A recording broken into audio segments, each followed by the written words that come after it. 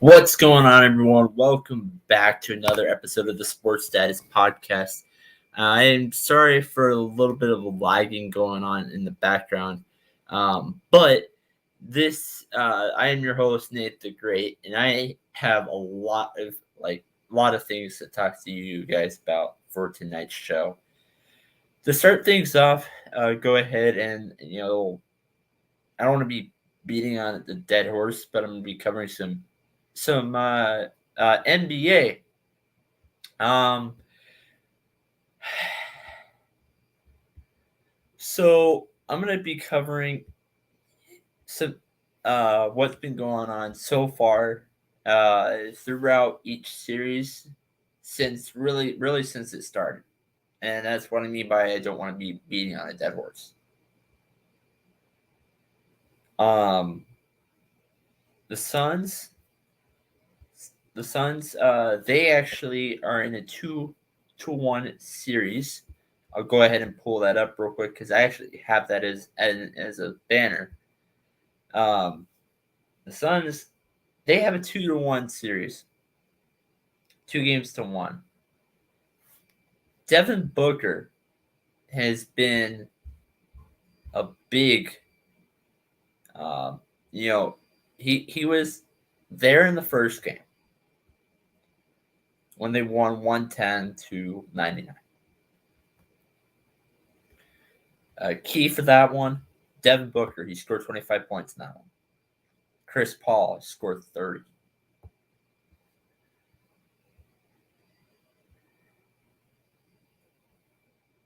But going into game 2, and Devin Booker goes down with an injury. They're talking who knows how long. I don't want to jinx it, knocking on wood, but Devin Booker could be the difference. Now they still have Chris Paul on the backcourt, but throughout this entire season, Devin Booker and Chris Paul have been going back and forth dealing with injuries. I don't know why, but that seems to be a problem in the West. I don't know what's going on with that. Nuggets are down 2 players in the West going into their series, but I'm not going to be talking about that yet. Luka's hurt. Golden State had their issues throughout the regular season. Now they're okay. They're healthy. They're okay now.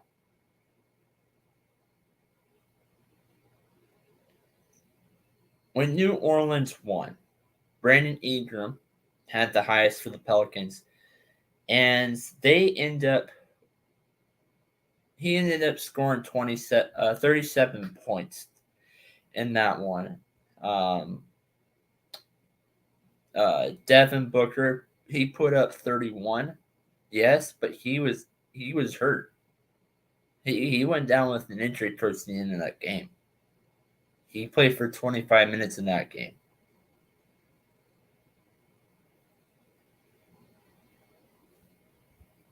Chris Paul scored 17. And then you look at game 3. Phoenix took the W. And so now they have the 2-1 advantage as of right now.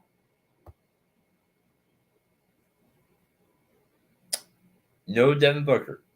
And again, I said that already. And I'm going to quote somebody actually that is on the network. Jay Ness. He said this, I want to say it was ASAP in the morning. The Suns have a lot of players that are not named Devin Booker and Chris Paul that on their own, if they played with some random team, say Charlotte, they would not stand out. but putting them with the rest of the team may not make sense, but it fits really well. May not make sense to begin the season, but it had fit really well. And again, I said this earlier, but Chris Paul and Devin Booker were hurt throughout most of this series. I mean, let me take that back. Devin Booker and Chris Paul were hurt at different points throughout the season, and yet they have the best record in the regular season. And by the way, they have set franchise record. Chris Paul became the first NBA player to do that with 4 different NBA teams. So congratulations to the Suns. It doesn't matter what they do. Congratulations to them, because that's kind of impressive.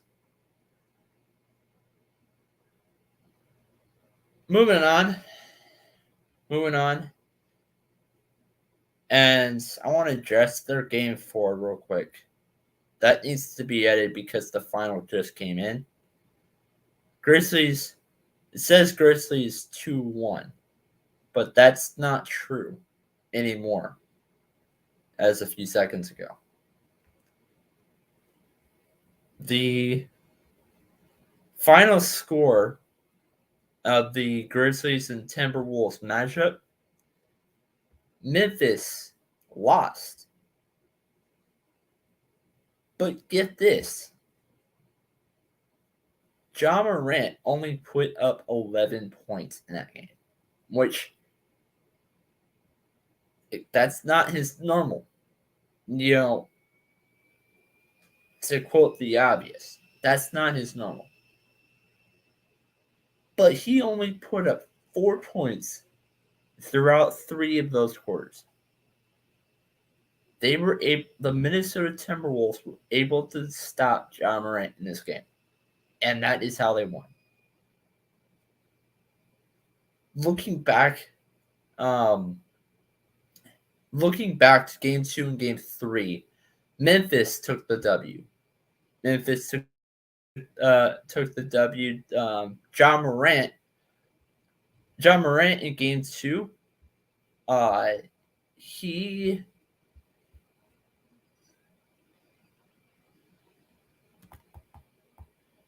Ja Morant scored 23 points in that game. 23 points, which, is not bad. He put up at least 20 points in that one. Now, Grizzlies end up winning Game 3. Ja Morant put up 16, which it's okay. Not his usual numbers. Game 1,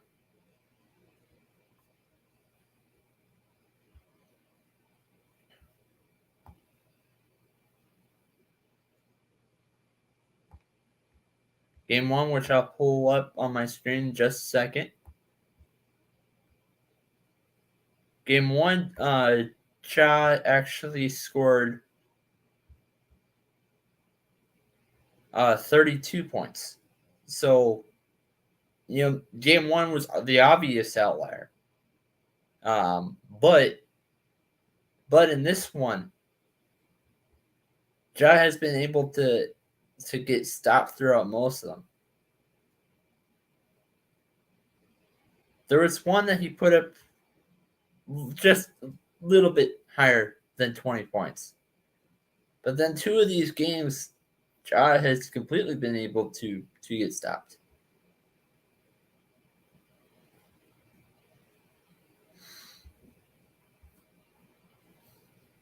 I wouldn't be surprised if Minnesota goes around and takes it.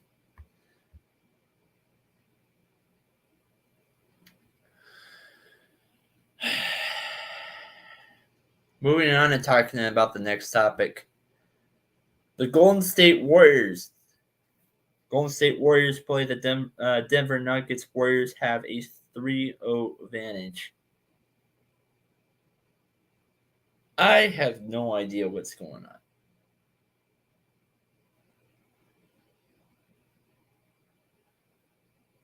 Game 1 was just a complete blowout. Game 2, I have no idea what Denver was doing other than the Joker. Jamal Murray and Jamal Murray and Michael Porter Jr., they've been hurt. But then the rest of the pieces, Aaron Gordon,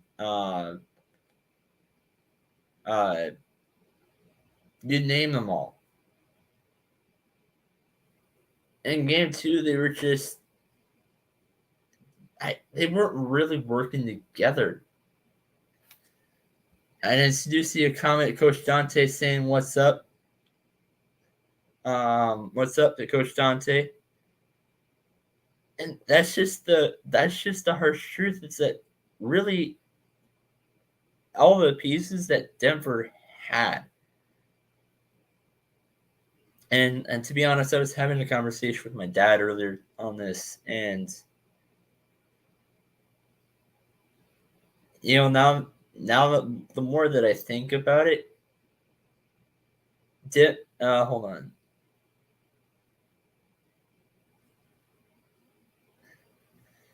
Outside of Nikola Jokic, you really don't have anybody who can make a play or score the basketball. But Barton is some timer outside, and Nikola Jokic, you don't have anybody. I get that. I 100% get that. And I 100% agree with you. Aaron Gordon, occasionally. But the truth is, Will Barton and Aaron Gordon, they're not the second and third best player on the team when Michael and Porter Jr. And Jamal Murray are healthy. That's the truth is that neither one of those two guys have been healthy all season long. I don't think we're going to make it past tomorrow. And I hate to say that, but it's the truth. And then Coach Dante says another comment. He says, outside of Nikola Jokic, you really don't got nobody else that can make up a play for themselves like Nikola Jokic. Got to play for everybody. Yeah, I 100% agree with that. It's just the sad truth. So one other series out there.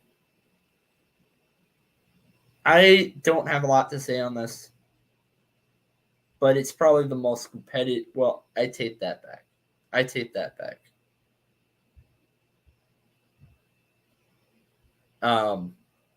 There's one other series out there, and I'll Coach Dante, I'll get to your comments in a second. There's one other series out there in the West that honestly I would say is the second most competitive. And honestly, I thought until what happened tonight, I thought that they were going to be the most competitive with Luka hurt and Mavericks Jazz. That's what I'm talking about. Jazz won tonight, 100 to 99.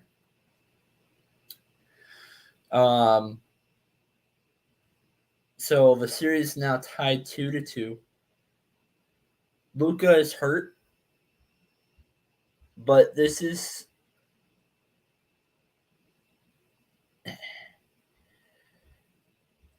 I don't know how to put this other than if you're a newcomer to watching the NBA, this is to tell you how sad of a franchise. Well, I don't want to say sad, but how embarrassing Utah is as a franchise when it comes to playoff time. And what I mean by that, Utah cannot perform. They can get the wins when it comes to regular season. but the mode of changes. The mode changes when it comes to playoff teams. You see certain people rise up and stand out that you really don't when it comes to the beginning of the year. Jamal Murray, some reason, is one of those guys. And then you see other people that just can't do well when it comes to the playoffs. Can't get you the wins when it comes to the playoffs. James Harden might get you a first, second round appearance, but I don't see James Harden's not really a dude that can take you to the finals.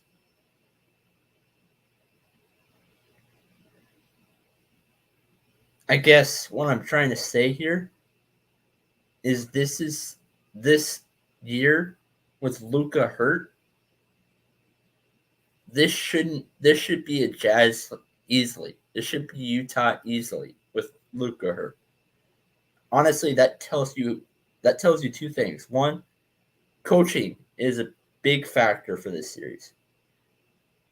Two,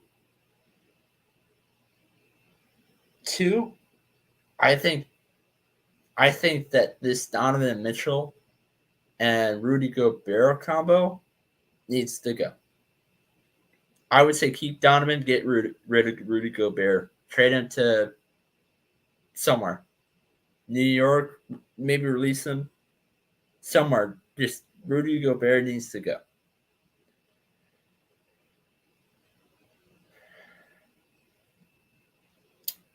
All right. I'm going to go ahead and address the comment now. If you want to stick to the defensive side, according to Coach Dante, of the basketball player, they're putting up the Kylie Jokic in every pick and roll. So he has to make a play on the offense and work hard on the defense. Again, I completely agree with that. It's just the Joker for the Nuggets and everybody else. There isn't really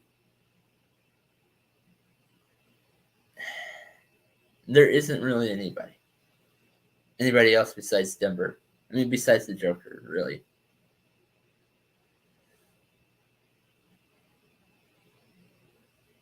All right, next up, the number 1 seed, Miami Heat, take on the Atlanta Hawks. Heat actually lost today, but to be honest, I figured this was going to be a 5-game series, so I kind of expected Atlanta to take a W somewhere, and I don't think Atlanta's going to take any more Ws. Both teams, something to keep in mind with both teams, though, is that both teams have made it to the Eastern Conference Finals. Miami, led by Jimmy Butler, has been to the finals before. I know it's the bubble, but Miami has been to the finals before. And Atlanta has taken this team to. I mean, Trae Young they just went to the Eastern Conference Finals last year. To be honest, I don't even know what happened, why they didn't do so well this year to start the season, why they were such a lower seed. Now to look at what's been going on for Miami and Atlanta. The one time they won by 1 point. Jimmy Butler had 20 points that game. Max Strus, guy I didn't expect to get you 20 points, got you 20 points. Atlanta. Now for Atlanta, John Collins. John Collins got you 6, but Trae Young got you 24. I think Atlanta needs a second person.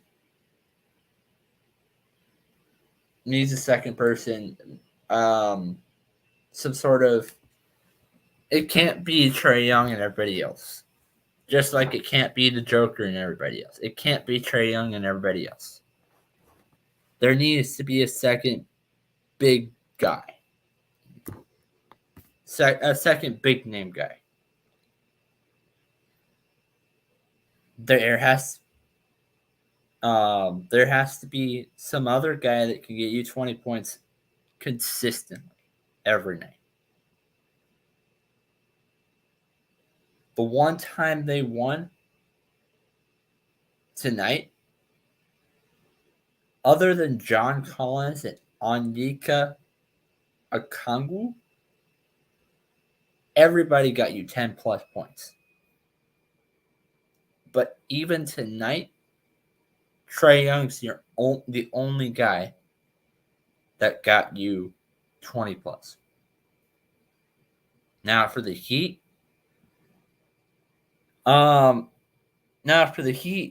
they gave Jimmy Butler the most number of minutes with 41. But everybody, which his stats were not bad tonight, 41 out of 20. But PJ Tucker gave you 11 points, 7 rebounds, and 4 assists with 33 minutes. And Kyle Lowry only gave you 6 points, and he had 23 minutes this game. Yeah, that's part of the reason why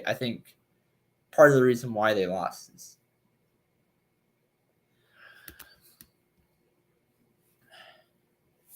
take Atlanta and game 2. Atlanta game 2. Trae Young, 25 points. But there is one guy that did stand out. And I still feel like Atlanta didn't get help still. Even though that there was one guy that gave Atlanta 20 plus, and that's Bogdanovich. Excuse me. Dion Wright, 9. Kevin Herter, 9. Everybody else, nothing really.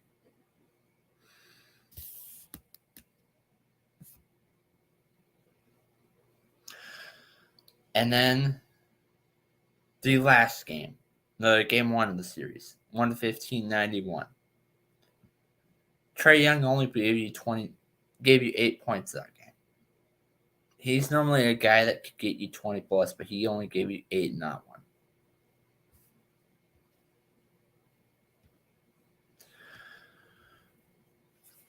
All right, and now the last, second to last, third last. What am I thinking? Third to last.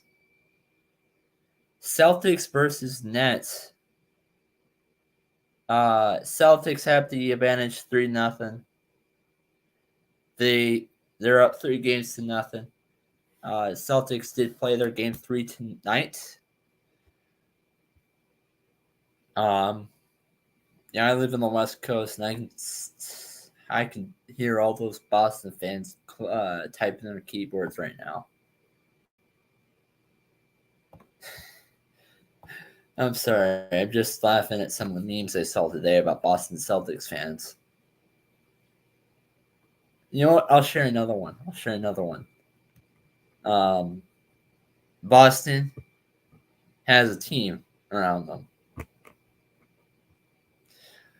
The Brooklyn Nets have 2 guys, and everybody else just wants to wear a jersey. That's basically how you describe Brooklyn. Their coach, Steve Nash, I get it that he has not had a coaching experience job before. And I'm trying to think it through my head and see if there's anything that I'm coming up with on what Steve Nash gives this team. And the only thing I can think of is a Guinness World Record book for a number of claps in a game. Oh, wait, no, Jason Garrett has that. Never mind.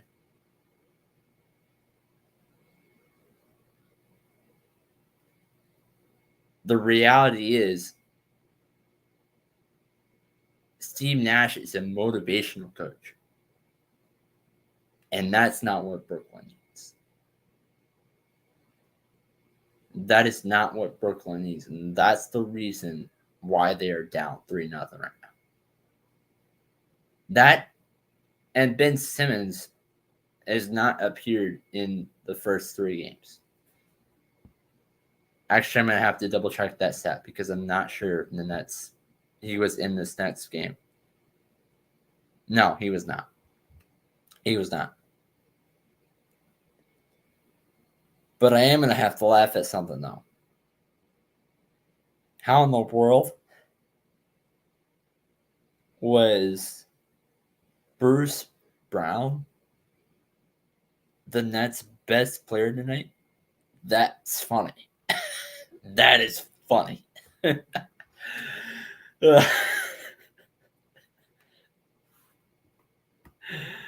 Oh, gosh. A couple of comments. I'm going to go ahead and read those real quick. If you look at the way Boston's defense is set up, and they are double teaming Kevin Durant, and defensive player Marcus Smart is playing Kyrie Irving. Oops. They are letting Bruce Brown. They are letting Bruce Brown Curry put all the ball in the basket, and also bracketing Kyrie Irving every time he has the ball, but they're definitely taking away Kevin Durant. And Boston's the reality is, and the last part, I 100% agree with. Boston Celtics, without question, has the best defense in the league. Phoenix Suns, they're up there too. But Boston has the best defense in the league.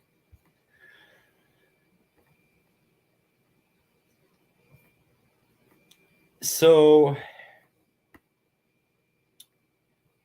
now that leads to talk about number third Eastern game to cover. The Milwaukee Bucks are playing the Chicago Bulls. Bulls end up winning game 2 because, and the Bucks ended up winning game 1 and game 3. The reality is, game 2, the Bulls won because this team has a lot of heart. They put a lot of effort into what they've done. Game 1 and game 2 kind of shows you that. And I think the reason the Chicago did not win game 3, the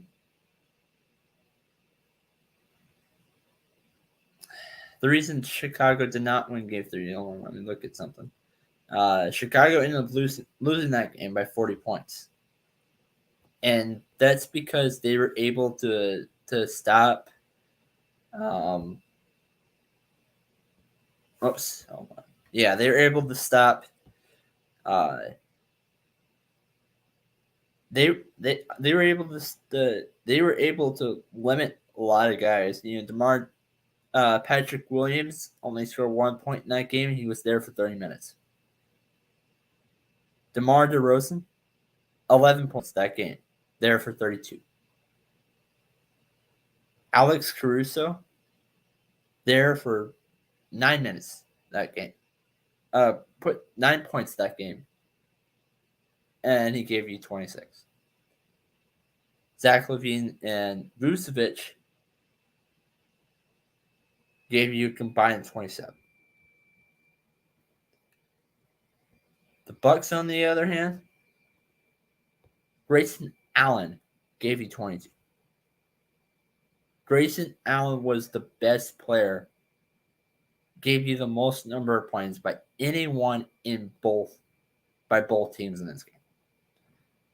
Giannis Antetokounmpo put up 18, and he's normally the best player, but he wasn't. I don't think he was the best player in this game. That gives it to that would give that to the sixth man, Grayson Allen.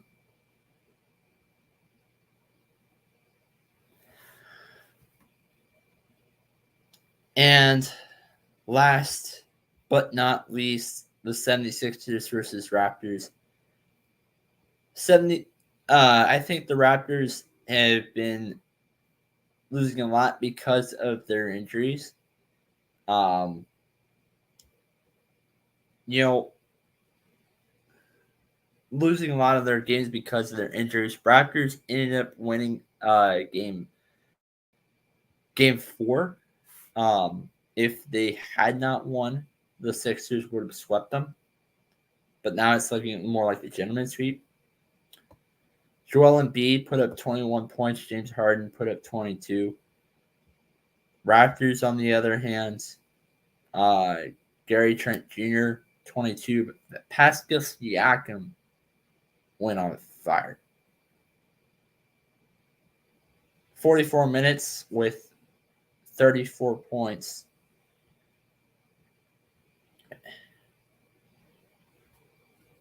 I think that really the reason that they've been struggling is because it is similar to Denver's situation because of their injuries.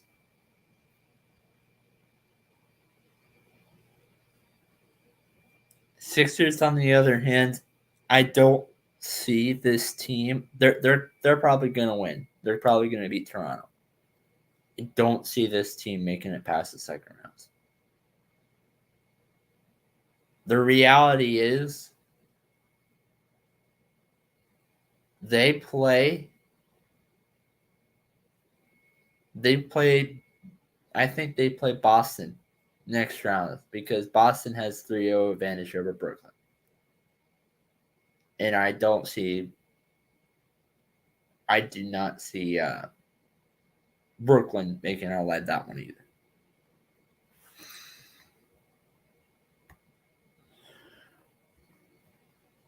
And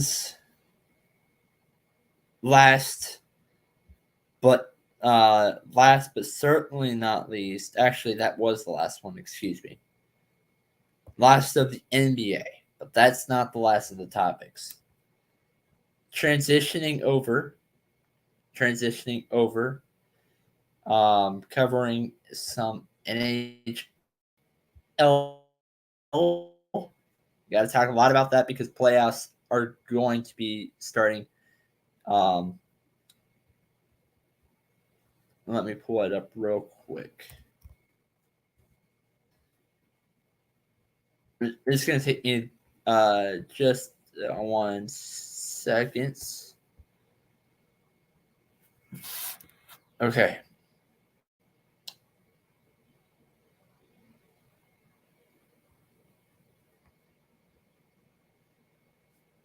Okay.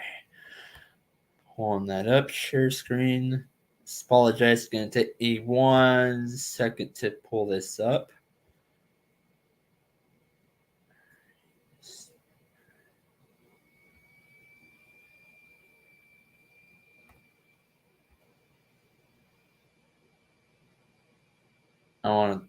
No, I don't want that. Right there. Okay.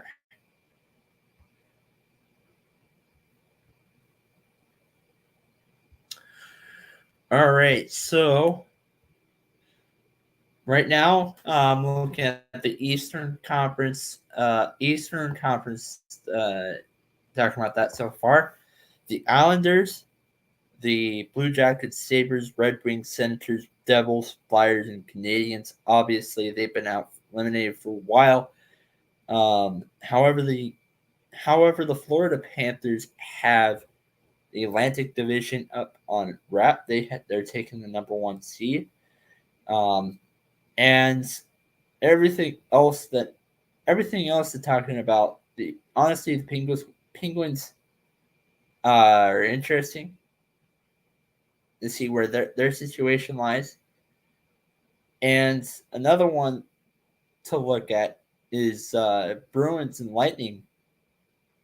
Lightning currently have the advantage. They're currently sitting at the number 3 with 81% in that situation. But the reality is they can be number 2, but I don't think that's going to happen. I think they're going to stay at number 3. And they're in the possibility of making a wild card, being a wild card team as well. This Tampa Bay Lightning team have won it back to back, which is very, very hard to do, no matter what sport it is. No one is going to be like the Boston Celtics of the 60s and just go back to back 11 straight times.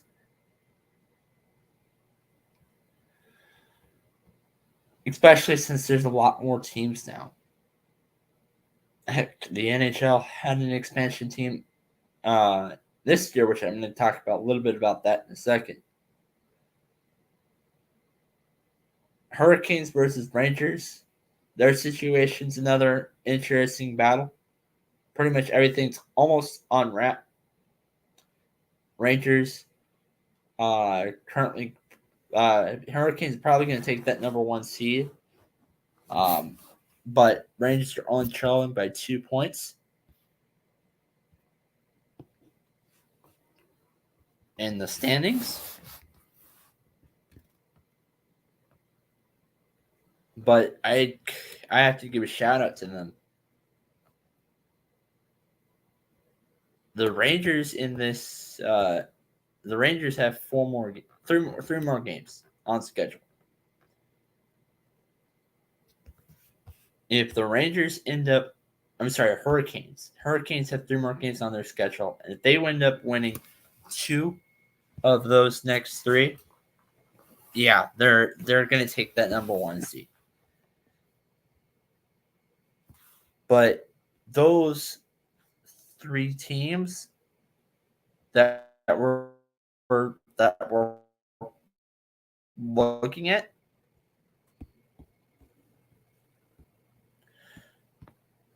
are the Islanders, the Rangers, and the Devils.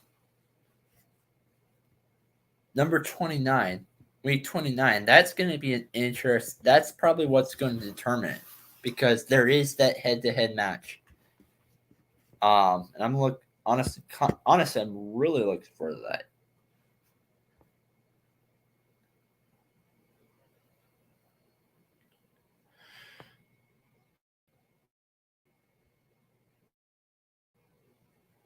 Going into the Western Conference, that's a little bit more of a battle. The Canucks probably aren't going to the playoffs. Jets, Sharks, Ducks, Battlehawks, Kraken. I'm sorry, Blackhawks, excuse me. Kraken, Coyotes are out. Flames, Oilers, Avalanche, Wild, and Blues are in. Kings are almost in. They have a little bit more before they determine that. Flames and the Avalanche, they are decided. Their seedings are decided. Wild and Blues is something that keep an eye on for the next couple of days. See where their seeding lands. Predators, Stars, and Golden Knights is another one to keep an eye on. Oilers and Kings is another one. But keep in mind, even though the Kings are probably going to take that number 3, they haven't clinched it yet.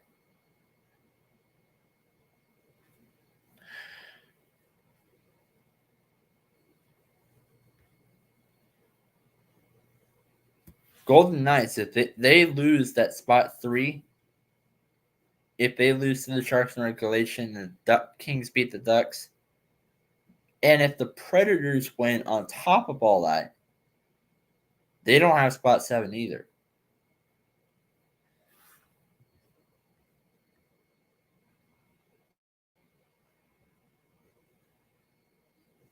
this would be the first time the Golden Knights won't make the playoffs in franchise history, because Golden Knights are an expansion team and they've made it every single year. They were the runner-up on their expansion year. That's also really hard to do in any sport.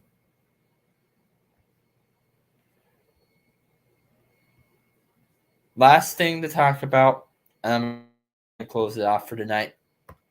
Major League Baseball, I have a couple things I need to cover.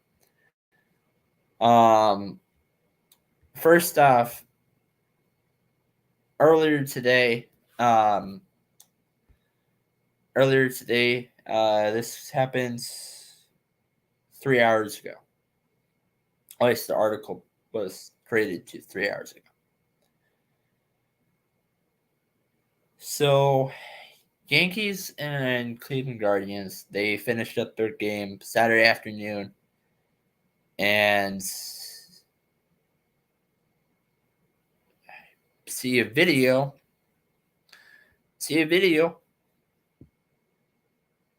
and I wasn't exactly sure what was going on.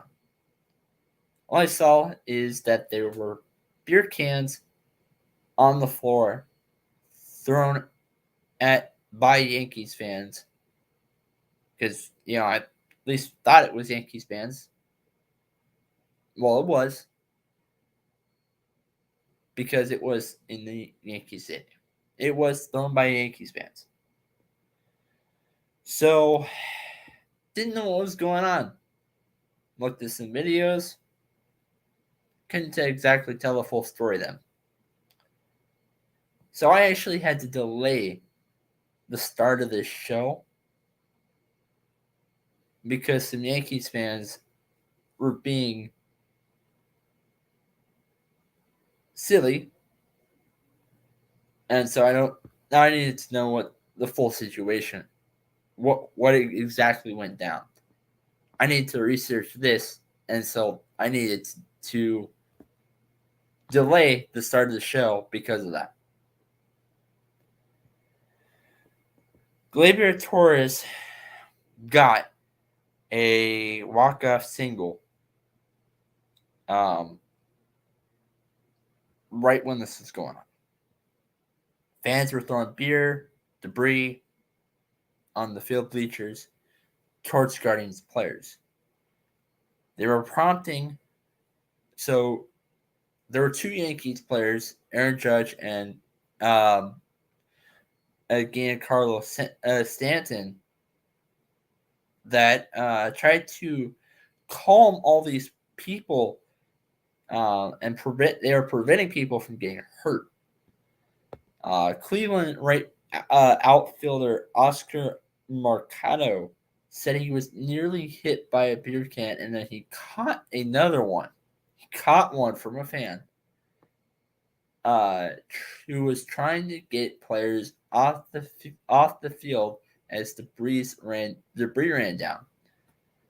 Being hit, and he was also hit in the back by a projectile.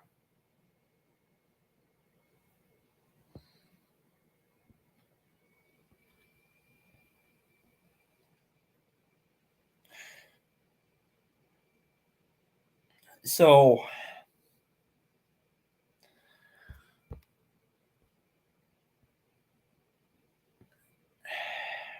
earlier in the game, Isaiah Kiner-Falefa took an RBI double off the left field wall. Guardians player Stephen Kwan crashed to the outfield wall while trying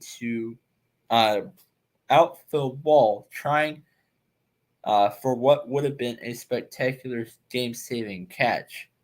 He stumbled away from the wall and crumpled to the ground as the Yankees fans celebrated a tied game. Center fielder Miles Straw was checking on Kwan when he said to the fans that were throwing things,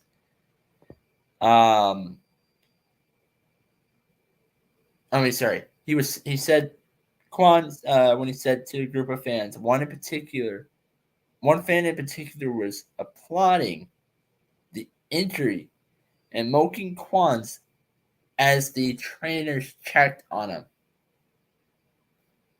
Strauss scaled the wall and shot at that one fan. Strauss then declined to comment as the loss and walked away, staying brutal, worst fan base on the planet.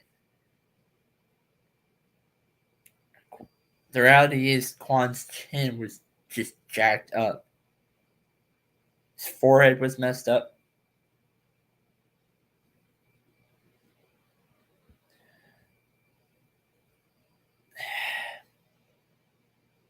My point is that I'm just trying to get across. When you go to the baseball game, throwing, I don't even care what if it was a baseball game or not. I think the Cleveland Browns did the same thing back in 2002 when they played the Jacksonville Jaguars. What is the entire point of throwing beer bottles out on the field? It's stupid, it's dumb, and really applauding an injury that happened on the field? Earlier today, Pittsburgh lost. Pittsburgh lost 21-0. And now, granted, it was in a Cubs stadium, but you didn't see any Pirates fans in that game throwing beer bottles on the ground just because they were pissed that their team lost by 21 runs. If you're pissed by something that happens, it's just, honestly, it's just better to leave. That's just utter ridiculous.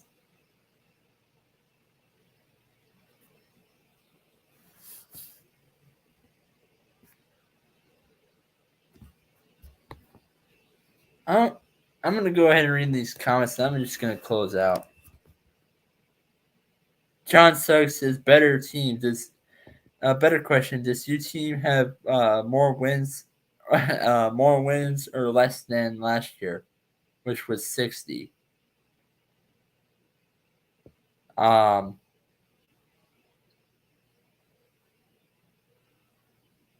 I think the Rangers are going to have a little bit more, but I don't think they're going to make the playoffs. I guess that's what John is trying to ask. And Pirates have fans? Yeah, I didn't think Chargers had any fans either, but I guess I was wrong on that. This has been another episode of the Sportsstatus podcast. Check out more things coming from the All Sports All Plays network. And there is a new show coming out during the evening and right around this time. Not on Saturdays, but right around this time, Monday through Friday, called ASAP After Dark.